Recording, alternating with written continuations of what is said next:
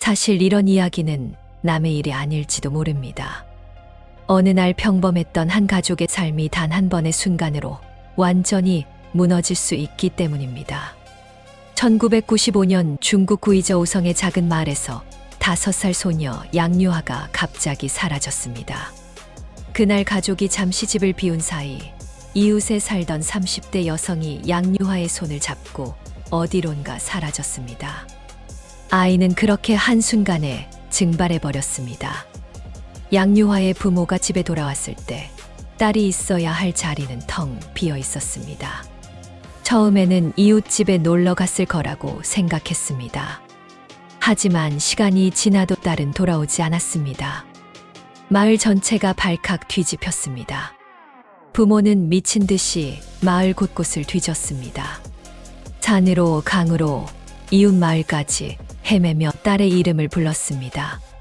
하지만 양유아는 이미 그곳에 없었습니다. 그녀는 기차에 실려 1700km 떨어진 허베이성 한단으로 향하고 있었습니다. 5살 아이에게 그 거리는 돌아올 수 없는 거리였습니다. 양유아를 유괴한 여성의 이름은 위화잉이었습니다. 그녀는 이미 여러 차례 아이들을 납치해 팔아넘긴 경력이 있는 인신매매범이었습니다.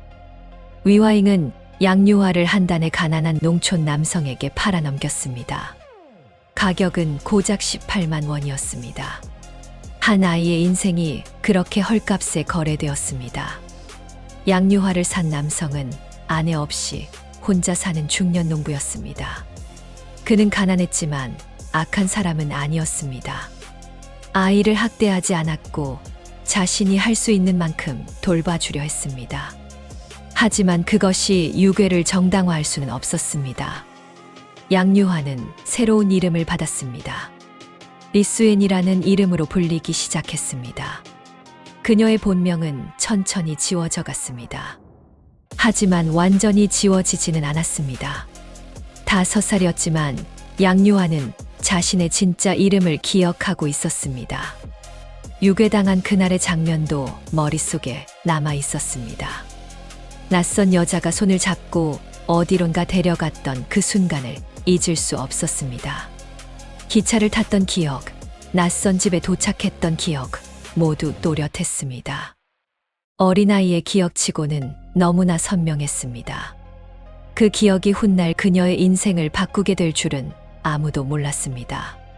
한편 양유아의 부모는 완전히 무너지고 있었습니다. 경찰에 신고했지만 진전이 없었습니다. 1990년대 중국에서 아동 유괴는 너무나 흔한 범죄였습니다. 매년 수만 명의 아이들이 사라졌고 대부분은 찾지 못했습니다. 양유아의 부모도 그 절망적인 통계 안에 갇혀버렸습니다. 아버지는 매일 마을을 떠나 이곳저곳을 떠돌며 딸을 찾았습니다. 어머니는 집에서 딸의 옷을 안고 울었습니다. 딸이 돌아올 거라는 희망을 놓을 수 없었습니다. 하지만 시간은 잔인하게 흘러갔습니다. 1년이 지나고 2년이 지나고 5년이 지났습니다. 딸은 돌아오지 않았습니다. 부모의 얼굴에는 깊은 주름이 새겨졌습니다. 슬픔은 병이 되었습니다. 아버지는 먼저 쓰러졌습니다. 딸을 찾지 못한 채 병상에 누웠고 결국 세상을 떠났습니다. 어머니는 더 오래 버텼지만 결국 같은 길을 걸었습니다. 딸을 잃은 충격에서 벗어나지 못한 채 깊은 절망 속에서 세상을 떠났습니다. 두 사람 모두 딸을 다시 만나지 못하고 눈을 감았습니다. 그들이 그토록 찾아 헤매던 딸은 그때 어디에 있었을까요? 양유아는 리수엔이라는 이름으로 허베이성의 가난한 농촌에서 자라고 있었습니다. 양아버지는 그녀를 학교에 보냈습니다. 하지만 가난은 교육까지 허락하지 않았습니다. 초등학교 6학년이 되었을 때 양유아는 학교를 그만두어야 했습니다. 집안 형편이 너무 어려웠기 때문입니다. 그녀는 어린 나이에 일을 시작했습니다. 농사를 돕고 집안일을 하고 때로는 밖에 나가 품팔이를 했습니다. 교육을 받지 못한 채 성장하는 것은 그녀에게 또 하나의 박탈이었습니다. 하지만 양유아는 포기하지 않았습니다. 그녀는 자신이 왜 이곳에 있는지 알고 있었습니다. 자신의 진짜 이름이 무엇인지도 알고 있었습니다. 유괴당했다는 사실을 또렷하게 기억하고 있었습니다. 그 기억은 시간이 지나도 흐려지지 않았습니다. 오히려 더 선명해졌습니다. 양유아는 성인이 되면서 진짜 가족을 찾고 싶다는 마음이 커졌습니다. 하지만 어디서부터 시작해야 할지 알 수 없었습니다. 1700km 떨어진 곳에서 가족을 찾는다는 것은 거의 불가능에 가까웠습니다. 게다가 그녀에게는 돈도 없었고 인맥도 없었고 정보도 없었습니다. 그저 어린 시절의 희미한 기억만 있을 뿐이었습니다. 그래도 양유아는 포기하지 않았습니다. 2012년 그녀는 자원봉사단체의 도움을 받기 시작했습니다. 중국에는 유괴 피해자들을 돕는 여러 단체가 있었습니다. 양유아는 그들에게 자신의 이야기를 들려주었습니다. 자신의 본명이 양유아라는 것, 구이저 우성 출신이라는 것, 유괴당했다는 것을 말했습니다. 단체는 그녀의 정보를 데이터베이스에 등록했습니다. 하지만 결과는 나오지 않았습니다. 몇 년이 지나도 가족을 찾을 수 없었습니다. 양유아는 절망하지 않았습니다. 대신 다른 방법을 생각했습니다. 2021년 양유아는 중요한 결정을 내렸습니다. SNS에 자신의 이야기를 공개하기로 한 것입니다. 그녀는 영상을 하나 만들었습니다. 영상에는 자신의 본명과 출신지, 유괴 과정에 대한 기억이 담겨 있었습니다. 그녀는 카메라를 보며 또박또박 말했습니다. 제 이름은 양유아입니다. 1995년 구이저 우성에서 유괴되었습니다. 저는 제 가족을 찾고 있습니다. 영상은 빠르게 퍼져나갔습니다. 수많은 사람들이 영상을 보고 공유했습니다. 그리고 마침내 기적이 일어났습니다. 영상을 본 한 여성이 양유아에게 메시지를 보냈습니다. 그녀는 자신이 양유아의 사촌 여동생일 수도 있다고 말했습니다.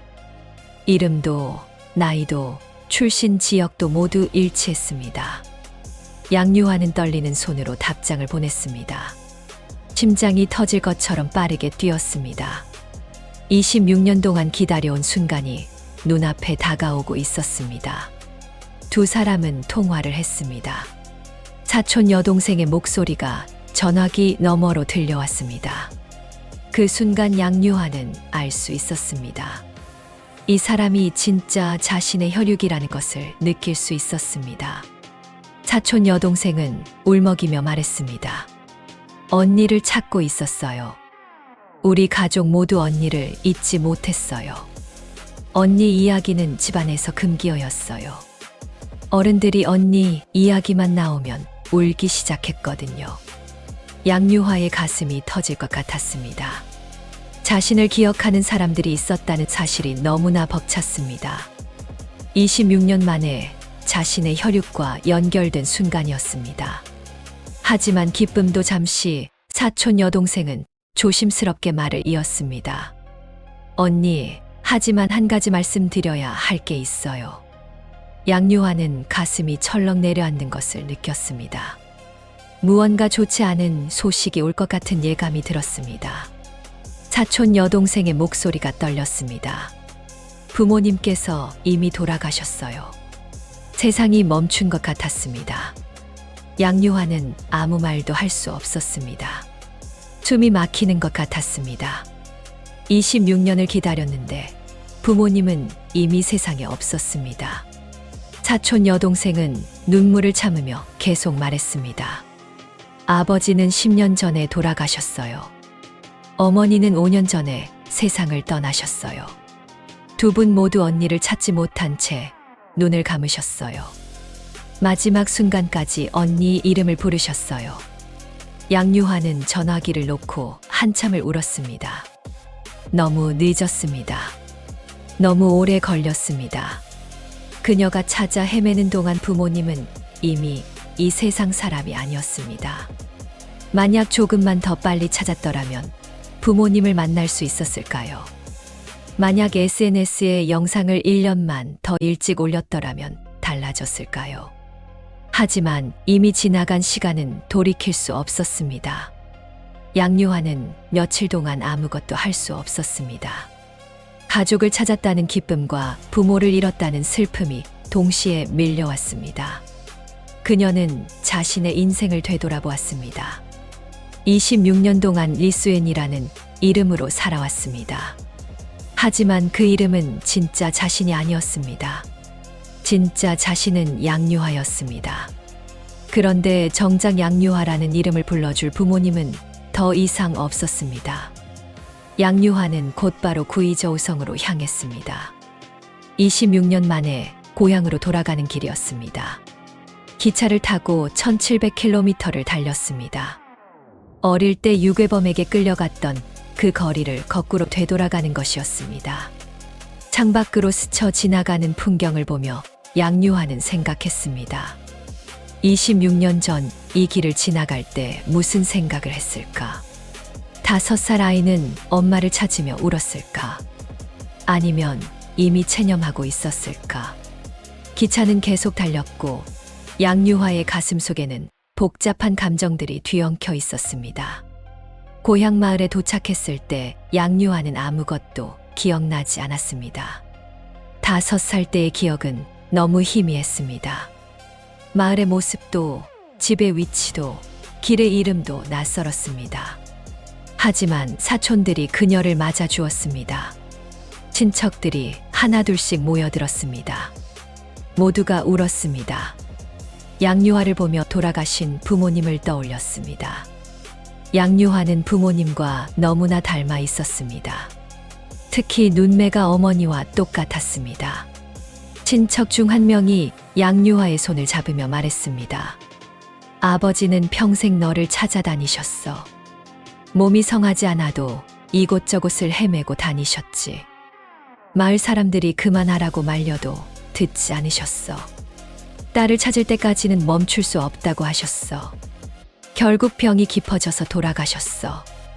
임종 직전까지도 내 이름을 부르셨어. 또 다른 친척이 눈물을 닦으며 말했습니다. 어머니는 내가 돌아올 거라고 믿으셨어. 내 옷을 버리지 못하고 계속 간직하셨어. 내가 입던 작은 신발도 그대로 보관하셨어. 혹시 내가 돌아올까봐 방도 그대로 두셨어. 내 이름을 부르다가 돌아가셨어. 양유화는 듣는 것만으로도 가슴이 찢어지는 것 같았습니다. 부모님이 얼마나 자신을 그리워했는지 알 수 있었습니다. 그리고 그 그리움이 얼마나 깊은 고통이었는지도 느낄 수 있었습니다. 친척들은 양유화를 부모님의 묘소로 데려갔습니다. 작은 언덕 위에 2개의 무덤이 나란히 있었습니다. 무덤 앞에는 꽃이 놓여 있었습니다. 친척들이 정기적으로 찾아와 돌보고 있었습니다. 양유화는 무덤 앞에 무릎을 꿇었습니다. 그리고 통곡했습니다. 아버지, 어머니, 제가 왔어요. 너무 늦어서 죄송해요. 제가 더 빨리 찾았어야 했는데, 제가 더 열심히 찾았어야 했는데, 용서해 주세요. 딸이 늦게 돌아왔어요. 무덤은 아무 대답도 하지 않았습니다. 바람만 쓸쓸하게 불어왔습니다. 양유화는 한참을 그 자리에 앉아 있었습니다. 26년 동안 꿈꿔왔던 재회는 이렇게 차갑게 끝나버렸습니다. 친척들은 양유화에게 부모님의 유품을 보여주었습니다. 어머니가 간직하고 있던 양유화의 어린 시절 사진이 있었습니다. 5살 때의 밝게 웃고 있는 사진이었습니다. 사진 속의 아이는 행복해 보였습니다. 아직 유괴당하기 전 부모님의 사랑 속에서 자라던 시절의 모습이었습니다. 양유화는 사진을 보며 또다시 눈물을 흘렸습니다.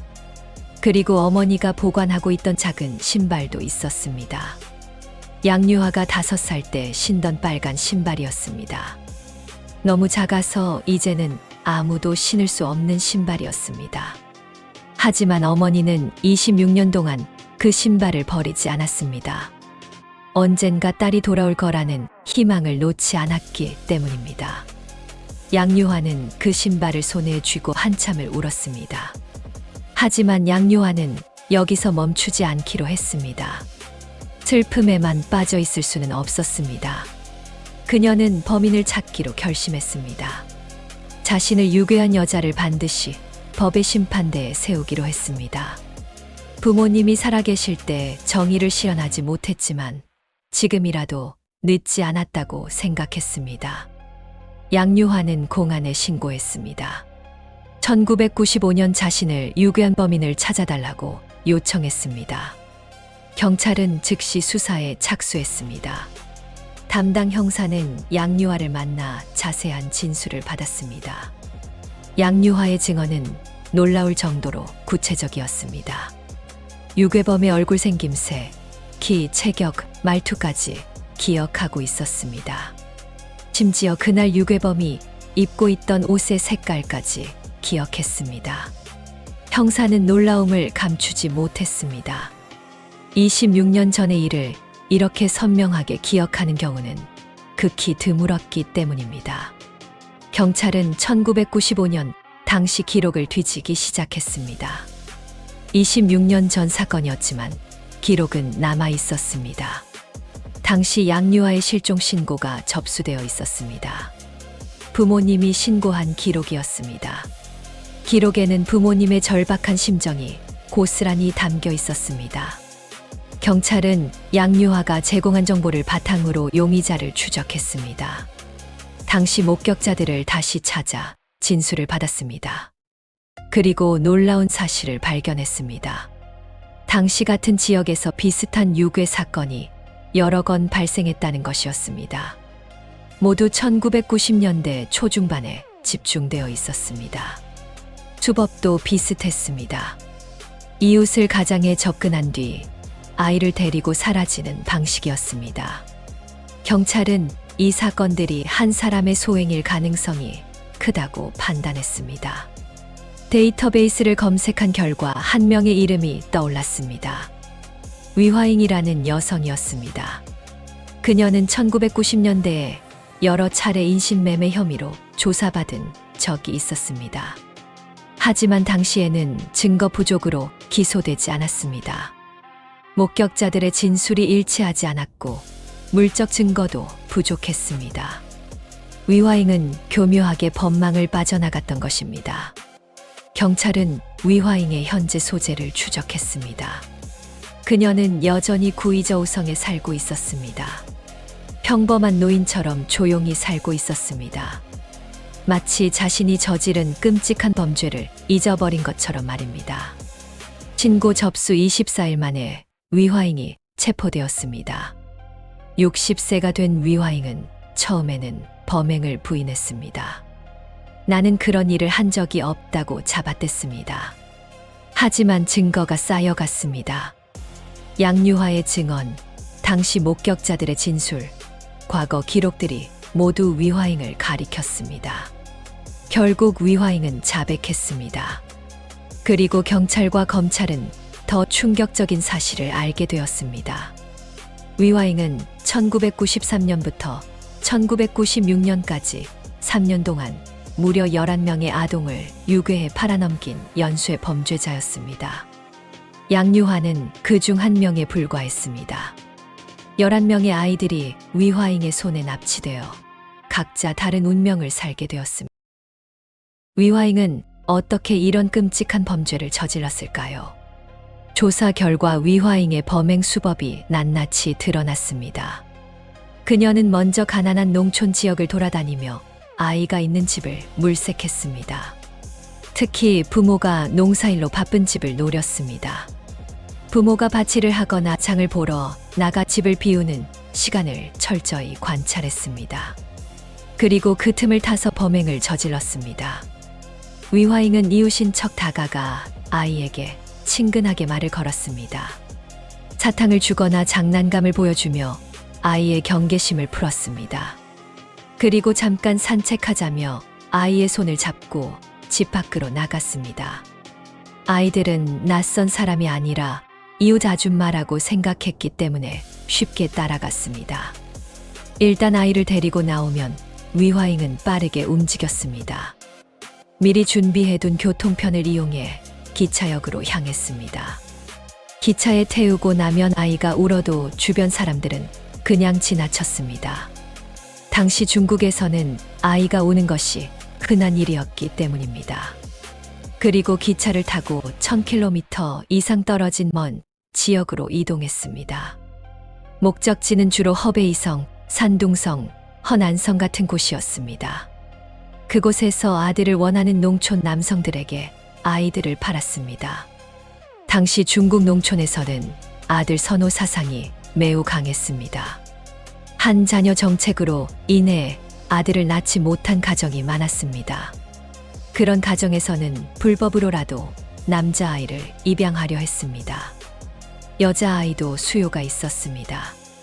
나중에 며느리로 삼기 위해 어린 여자아이를 사들이는 경우가 있었기 때문입니다. 위화잉은 이런 불법 수요를 이용해 돈을 벌었습니다. 한 아이당 받는 금액은 1만 위안에서 3만 위안 정도였습니다. 당시 환율로 150만 원에서 450만 원 사이였습니다. 위화잉은 3년 동안 11명을 팔아 약 3천만 원 이상을 벌어들인 것으로 추정되었습니다.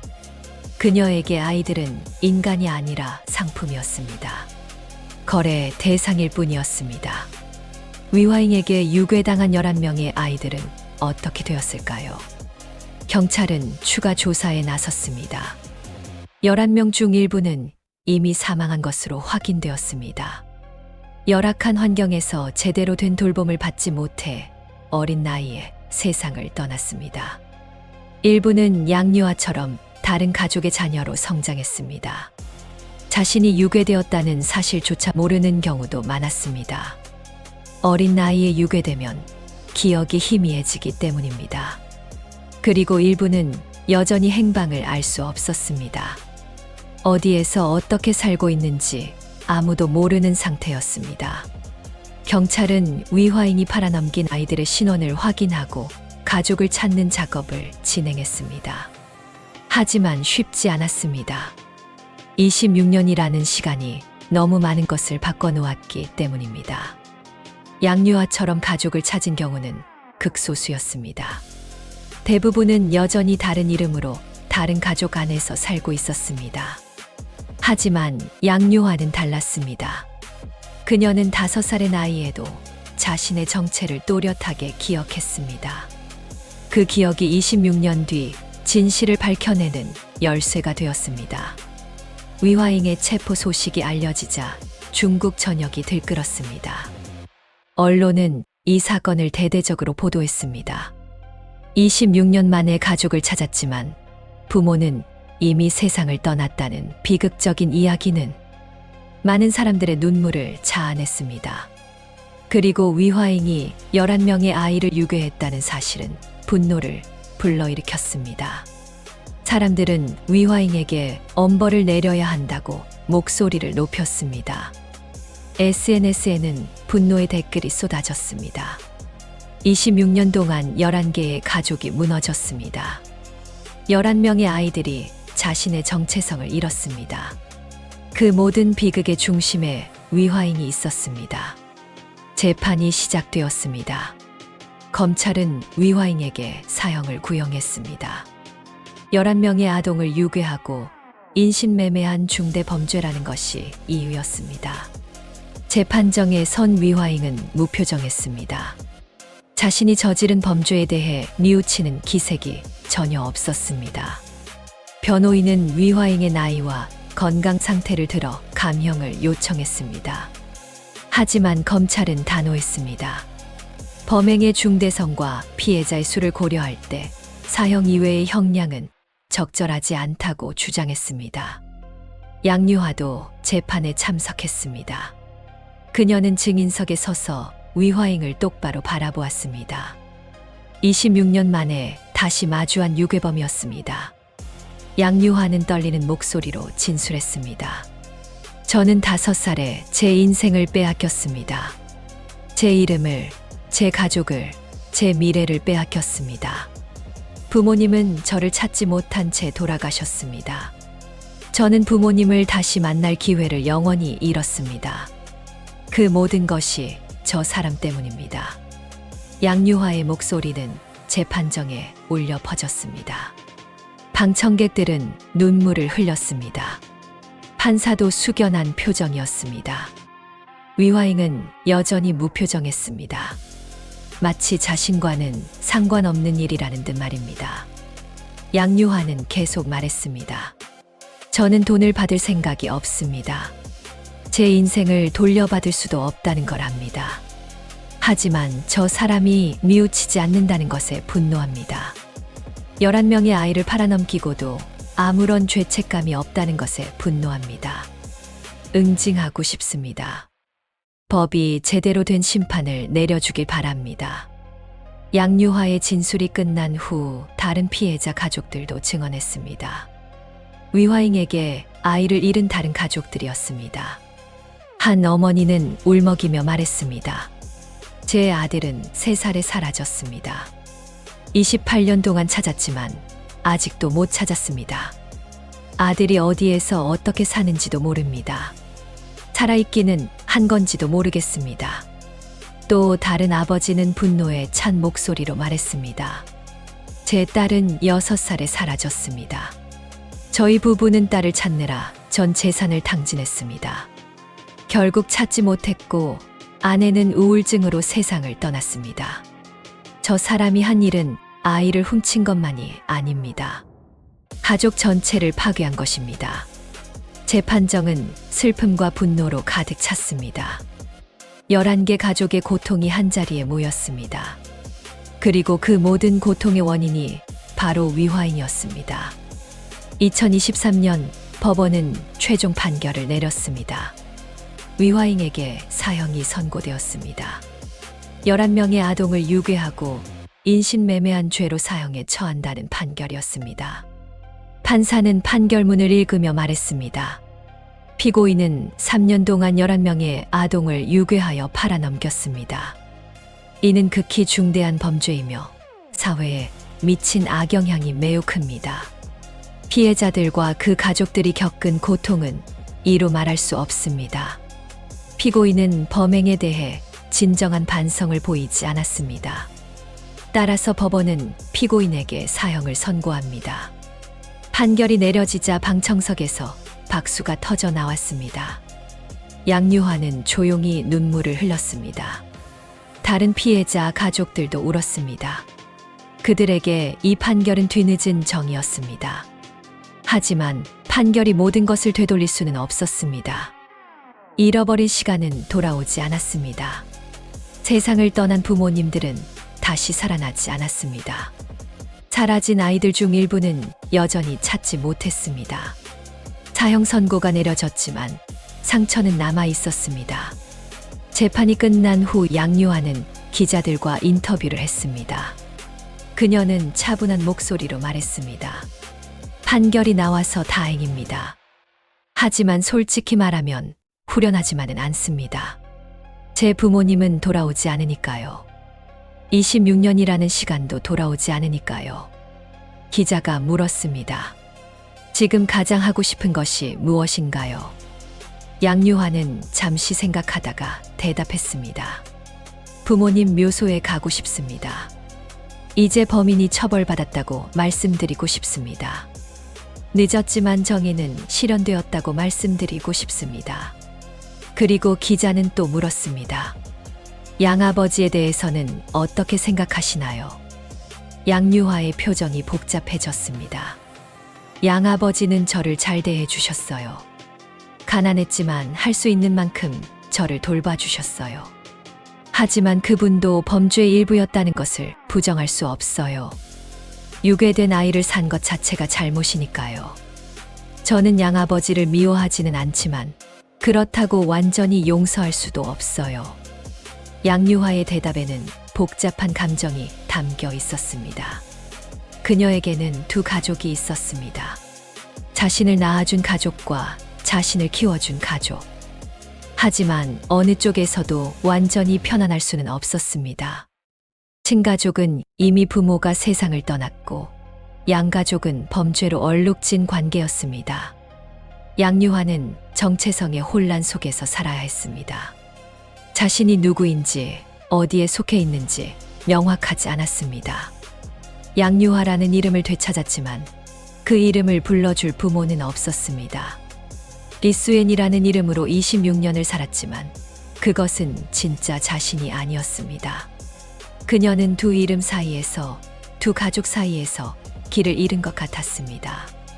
양유화 사건은 중국 사회에 큰 충격을 주었습니다. 이 사건을 계기로 아동 유괴와 인신매매에 대한 경각심이 높아졌습니다. 정부는 아동 보호 정책을 강화했습니다. 유괴 피해 아동을 찾기 위한 DNA 데이터베이스가 확대되었습니다. 인신매매범에 대한 처벌도 강화되었습니다. 하지만 이미 일어난 비극은 되돌릴 수 없었습니다. 1990년대에 유괴된 수많은 아이들은 여전히 가족을 찾지 못하고 있습니다. 일부는 자신이 유괴되었다는 사실조차 모르고 살고 있습니다. 일부는 가족을 찾았지만 이미 부모가 세상을 떠난 뒤였습니다. 양유화처럼 말입니다. 양유화는 현재 구이저우성에서 살고 있습니다. 친척들과 함께 부모님이 살던 마을 근처에 정착했습니다. 그녀는 정기적으로 부모님 묘소를 찾아갑니다. 그리고 부모님께 자신의 근황을 이야기합니다. 어머니, 아버지, 저 잘 지내고 있어요. 이제 제 진짜 이름을 되찾았어요. 양유화로 살고 있어요. 부모님이 지어주신 이름으로요. 양유화는 또한 다른 유괴 피해자들을 돕는 활동을 하고 있습니다. 자신과 같은 아픔을 겪은 사람들을 찾아 위로하고 있습니다. 가족을 찾는 사람들에게 자신의 경험을 나누고 있습니다. 그녀는 말합니다. 저는 운이 좋았어요. 가족을 찾았으니까요. 비록 부모님은 못 만났지만 친척들을 만났어요. 제 뿌리를 찾았어요. 하지만 아직도 수많은 사람들이 가족을 찾지 못하고 있어요. 저는 그들에게 희망을 주고 싶어요. 포기하지 말라고 말해주고 싶어요. 양유화의 이야기는 많은 사람들에게 감동을 주었습니다. 하지만 동시에 깊은 슬픔도 안겨주었습니다. 26년 만에 가족을 찾았지만 부모는 이미 세상을 떠났다는 사실. 그 사실은 너무나 가혹했습니다. 만약 조금만 더 빨리 찾았더라면 달랐을까요? 만약 1년만 더 일찍 SNS에 영상을 올렸더라면 부모님을 만날 수 있었을까요? 하지만 이미 지나간 시간은 돌이킬 수 없습니다. 양유화에게 남은 것은 부모님의 묘소와 친척들의 기억뿐이었습니다. 그리고 자신이 겪은 26년의 시간이었습니다. 그 시간은 결코 되돌릴 수 없는 시간이었습니다. 양유화는 이제 자신의 진짜 이름을 되찾았습니다. 하지만 그 이름을 불러줄 부모님은 없습니다. 그녀는 고향으로 돌아왔습니다. 하지만 그곳에는 이미 부모님이 없습니다. 그녀는 가족을 찾았습니다. 하지만 완전한 재회는 이루어지지 않았습니다. 26년이라는 시간이 너무 많은 것을 앗아갔습니다. 부모님의 마지막 순간도 함께 했어야 할 수많은 날들도 모두 사라져버렸습니다. 양유화가 되찾은 것은 이름이었지만 잃어버린 것은 그보다 훨씬 많았습니다. 이것이 양유화의 이야기입니다. 26년 만에 가족을 찾았지만 부모는 이미 세상을 떠난 뒤였습니다. 범인은 사형을 선고받았지만 잃어버린 시간은 돌아오지 않았습니다. 한 사람의 인생이 어떻게 한순간에 완전히 바뀔 수 있는지를 보여주는 이야기입니다. 그리고 그 인생이 다시 제자리로 돌아왔을 때 이미 너무 많은 것이 사라져 있었다는 이야기입니다. 양유화는 지금도 부모님 묘소를 찾아가 이야기합니다. 늦게 돌아와서 죄송하다고, 하지만 이제라도 돌아왔다고, 이제는 진짜 이름으로 살고 있다고 말합니다. 그리고 묘소 앞에서 조용히 눈물을 흘립니다. 돌아오지 않는 시간을 위해서, 다시 만날 수 없는 부모님을 위해서